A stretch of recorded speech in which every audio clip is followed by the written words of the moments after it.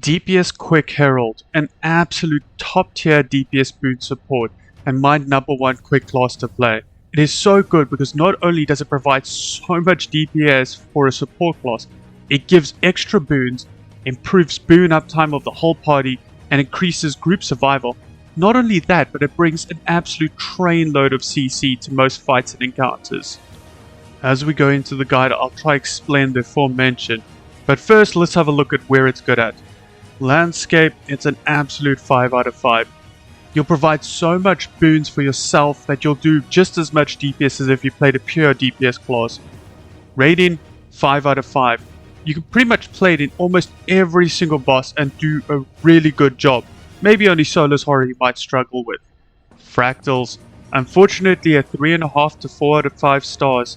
It's just not meta at the moment because the heal brand just has so much Aegises. Usually you'll have a heal brand for your quickness source, but still a very good choice and definitely can work if you put in something like a healer Lacmic. You could definitely see play, especially in the 98 and the 99 CM fractals. Meta trains, absolute 5 out of 5, no question about it. You bring so much CC that you should top every CC chart there is, and also your boons will just improve everybody else's output so much. Boon Herald is just the best all-round class you can find. Before we get into gearing, I just want to talk about something I mentioned in my gearing guide. And basically that is that people play Guild Wars 2 and maybe have different experience levels.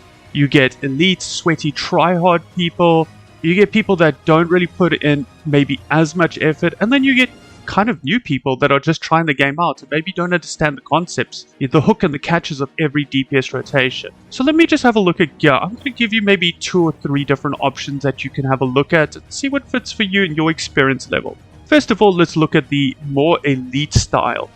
You want to try get to around 25% boon duration with about 50% crit cap. Crit cap at 50% means that when you activate your Fury Facet, you'll be at 100%. I'm a little bit shy. I will throw in some infusions of precision, or you can switch around 1 or 2 pieces to cap that. And that basically is the idea, is you want to be 100% crit cap and 25% boon duration. This is quite an elite style of playing, and if you're new to the game, you might struggle to keep up full quickness. The most important part of playing a boon support is to provide boons and to do your DPS part. So, if you see that your quickness is dropping and is not 100%, switch out your build and put a bit more boon duration in, or switch your food.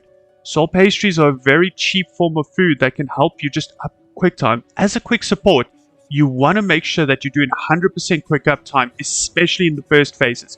If you can't do it, it's not a problem. Don't worry, not everybody is elite and can time their rotation to perfection. And therefore, there's another option that I'd like to show you. This over here is also the same. You'll still cap your crit and you have about 64% boon duration. This is a fairly decent one. So the idea behind this is every single piece is diviners, and the pieces that I don't need or that I need to cap my crit are assassin's pieces. You can get to about here, and if you struggle still, use soul pastries, and if you struggle even still, use maybe Rune of the Pack, which provides extra boon duration. This will also help you with a bit of might generation and the like, but yeah, that should help you quite a bit in terms of keeping up boons. Remember, the idea is for you to provide 100% quick uptime, especially in burst phases. If you can't do that, switch out and get more boon duration. Remember that certain fights might require you to do certain mechanics as the support, which might affect your uptime as well. Therefore, making more boon duration not a bad idea. Whether you maybe need to strip boons, or do some big CC, or do some other mechanic that takes you off of stack. Just keep in mind this, account for it, and add in extra concentration as needed. And finally, utilities and food. For food, basically you'll go for power, ferocity. This is kind of the standard for most DPSs, as you don't need the precision as you're capped. Unless, of course, you use some other gear variation in which you need precision, but this should be the food you'll use. Remember, if you do struggle with your quickness uptime, you can look at soul pastries as another source. Your DPS will drop significantly, but you'll be able to maintain boons a lot easier. For utilities, you want sharpening stones. Luckily for us, utilities and trait trees are quite set in place. Let's have a look at them now. In Devastation, we'll take unsuspecting strikes for the initial burst on a target. Notoriety, which nerfs condition damage but ups power for every stack of might. Not necessarily nerfs as and takes away, but you just get less condition damage from it. But because we're a power DPS, this helps us quite a bit reach some high power levels. Swift Determination helps you from 50% down on a target to do increased damage, and this can really help you towards the end of a lot of fights. In Invocation, Rising Tide, extra damage if you're above 75% health. Spirit Boon, every time you switch legends, it bursts extra boons onto your 5-man party. And Rolling Mists, instead of Fury only counted for 25% crit, counts for 50, and this is very important to help us cap crit. And finally Herald, core value, added an extra ability when you burst your F2 facet. Shared Empowerment, when applying boons you also apply some extra might. And the most important, Draconic Echo, allowing you to retain the passives after you've consumed a facet, as well as providing quickness, giving you 6 seconds extra of passive on your facets. Now let's have a look at some of the utilities and understand a lot of where the boons are coming from. First of all, your F2 is huge. Facet of Nature, when left on, will produce an extra passive ability. So in the case, it will increase allies' boon generation by 20%. So what that means is you have an Alakic giver given 10 seconds of lack. You're effectively increasing it by 20%, so it will become 12 seconds. When left on, this effect will appear on your party and it will just increase boon generation. So effectively, you're making everybody's job a lot easier and your own job. Now when burst in Facet of Nature, i.e. True Nature, you'll increase all boons by 3 seconds as well as actually also give a bit of quickness because it is still a facet. And also this effect will still last on you for 6 seconds after. So you still will retain some Facet of Nature and help you still increase boons. And for the healing skill, Facet of Light, do notice that activating the facet itself will interrupt your auto attack chain or any other mechanic that you're doing. But bursting it for Infused Light won't and can be used at any time. Infused Light basically means that for 3 seconds you invert all incoming damage to healing. It's basically a free life and ensuring that you can survive some sort of mechanic that would have one-shot you. Just left on, the facet will also just provide regeneration. And now Facet of Strength. Facet of Strength when left on will just passively gain might over time. Quite effective before boss fights or before burst windows. But it is actually the hook and the concept behind the Herald's rotation. As you see in Burst of Strength, not only will you get the quickness, the 6 seconds of passive facet, but you'll also receive Burst of Strength above for 10 seconds that increases all DPS by 15%. This is highly strong. Remember, when switching legends, you'll be in the next legend for 10 seconds. Effectively, the concept behind the rotation is to try and maintain this buff the entire time. That is why when you enter Dragon Stance, you will burst this facet as soon as possible, so that all DPS done in Dragon Stance will be affected by this DPS increase.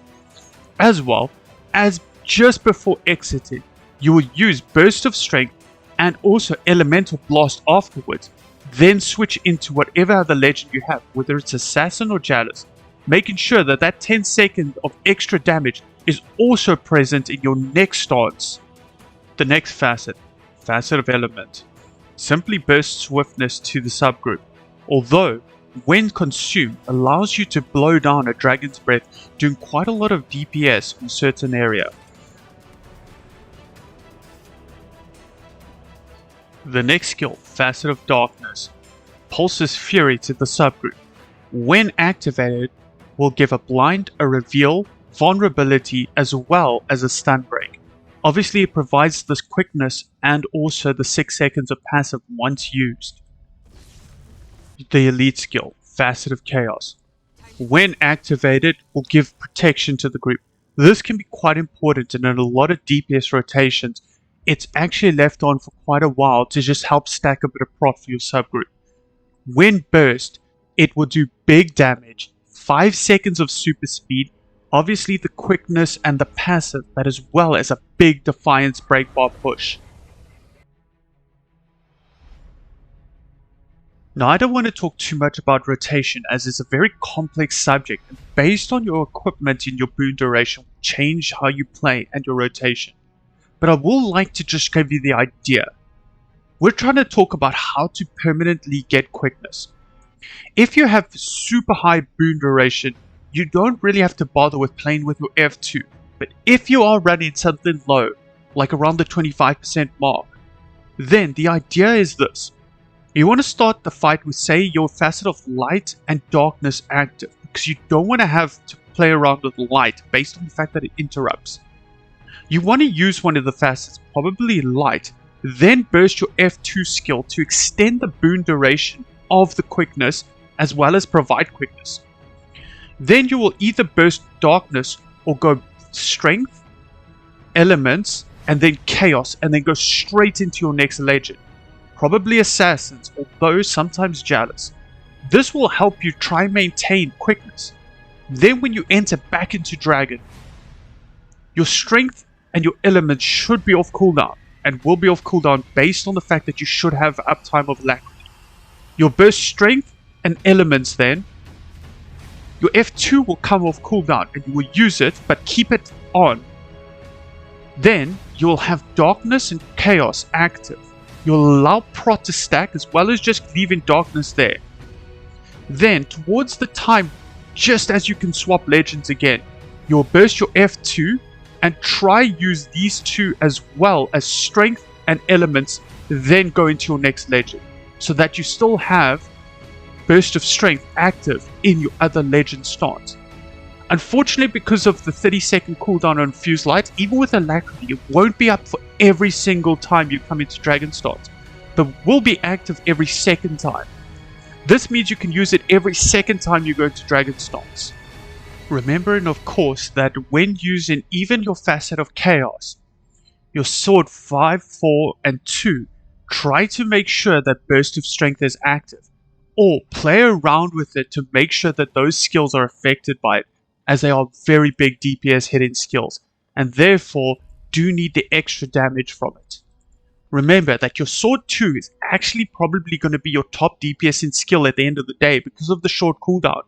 Make sure that you don't interrupt auto attack chains when trying to use sword 2, although try use it as often as possible.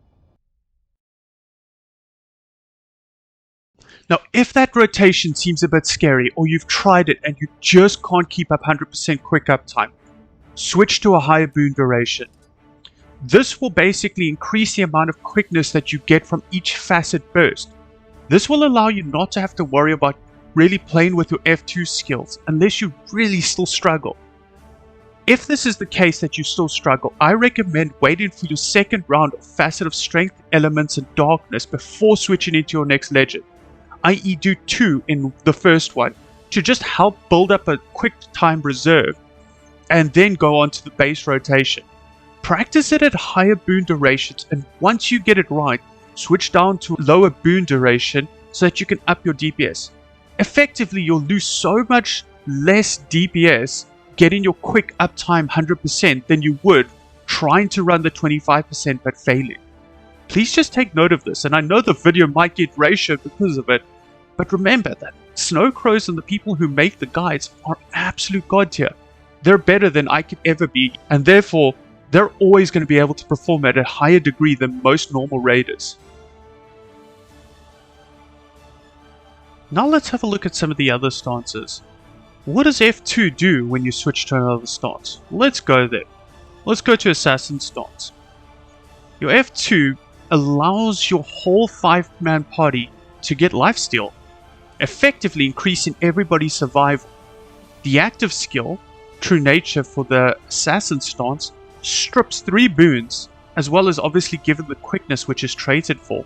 In terms of rotation in Assassin stance, you'll activate Impossible Odds and try use sword 5, 4, and 2 in quick succession to make sure that you don't interrupt any auto attack chains. Remember to use Sword 2 as often as possible. A few non-DPS things to be aware of. Your heal skill actually does extra damage and sometimes is used before a fight for extra DPS. Phase Traversal is a leap towards a target, and Repose and Shadow is actually a stun break, but just notice that it's going to make you go backwards. Just keep an eye on mechanics around you. Although Jade Winds is an absolute god tier CC as well, it can be used in a very, very tough situation. Sometimes in Samrog you can tell that CC is just not going to be enough, and using this can be the difference between someone staying alive and dying. Even though the guide is for a DPS Boon support Herald, they might sometimes require you to bring the Centaur stance. The Centaur stance is important for the tablet. The tablet skills have got a normal heal, a Condi cleanse, which is very strong. But the most important part of your arsenal is the protective solace, the shield, the bubble. Everything inside here is protected from projectiles.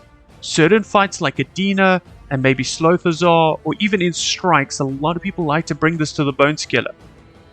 This protects you from any projectiles. With all that being said, the elite skill CC is massive. Don't forget about that. That can honestly do some crazy breakboard damage in certain fights. And as for Jalas, your F2 is a damage reduction for 5 targets. When burst will provide 3 stacks of stab. But the reason why Jalas is taken is for inspiring reinforcements. This pulses stability on 5 targets, but due to the fact that you can move in and out of the road, you can cover more than 5 targets. Often in raiding, this is used to make sure that an entire raid group has stability to deal with mechanics in terms of many raids. You also have access to the chains, 2 soft CCs attached to it. Also, you take decreased damage from the targets taunted. You have the Vengeful Hammers, basically having damage reduction from everything as long as this is active. You also have the Elite skill, reducing incoming damage by 50%. If taken Jalas, chances are that not many people are going to go down to mechanics. Now let's have a look at the weapons and then talk about them. Sword is the most revenant thing you can think of, as well as an offhand of a staff. Your sword auto attack rotation is absolutely devastating at big DPS. Skill 2 does more damage if there's only one target hit by it, and will probably do the highest damage overall in your rotation by the end of the boss fight. Skill 4 is a big AoE that also provides immobility. This is very, very useful in a lot of fights. Skill 5 is a massive ability. It shadows steps to a target and strikes. The initial damage is small, but if the strike lands, it's big DPS. Don't be fooled by the staff. The auto attack rotation is incredibly strong. Skill 2 is a small heal. Skill 3 is a channeled block. This can absolutely come in clutch in some big encounters. If you think of running out for oils in Deimos and the like, this is part of your arsenal. Skill 4 is a Condi cleanse and a blast finisher, which is very, very important. Allowing a DPS to cleanse is pretty good. And skill 5 is the best skill. It effectively charges you, rushes you forward, and does a Defiance bar break every pulse, and it has 8 impacts. This can be why you are top of the CC meter pretty much every single fight. When it comes to CC, mentally prepare yourself early. Make sure you have enough energy. Switch to staff earlier than you think you need to, just to make sure that you're ready. Remember that with Star 5 there is a charge time. This can put you out of position in certain fights like Samrog, Kadim 1 or even Slothazar. Make sure that if you're out of position and you will be hit by a mechanic, to use Staff 3 for the channeled block. It is also a soft CC, and take note of that. Using your elite skill, your Facet of Chaos, can be massive CC. Switching then into Assassin's Presence and using your Jade Wind, also your elite skill, can be the difference maker in a lot of fights. It can be quite complicated to play classes like Herald or Alacron or these sorts of classes, but anticipating CC bars ahead of time and preparing yourself can mean that you can switch back into swords quicker and do DPS during the burst windows. In conclusion, not many classes have what a Herald has. You provide boons that no other DPS class provides to the level. You increase Boon Duration above 100%. You have a leap in your sword 5. You have an immob in sword 4. You have an evade frame in your sword 3. As well, you have a channeled block in staff 3. A massive evade frame and CC skill in staff 5. Cleansers. As well, you can remove boons and you have so many extra utilities that you can bring. You can go into assassin stance, strip boons, do big DPS. You can go into Jalas, bring more than 5-man stability as well as so much damage reduction. You can go into Malix for extra leap and a pull attached to it, boon removal and even more resistance. You have access to Centaur for the bubble. This is an incredible projectile destruction that you have access to. Even as a DPS, you can play supporting roles to make sure that your team wins. For more on this build and others just like it, catch me streaming on Twitch. Stop by anytime and hang out. If you found this helpful, please subscribe and share with some friends. It will really help grow the channel.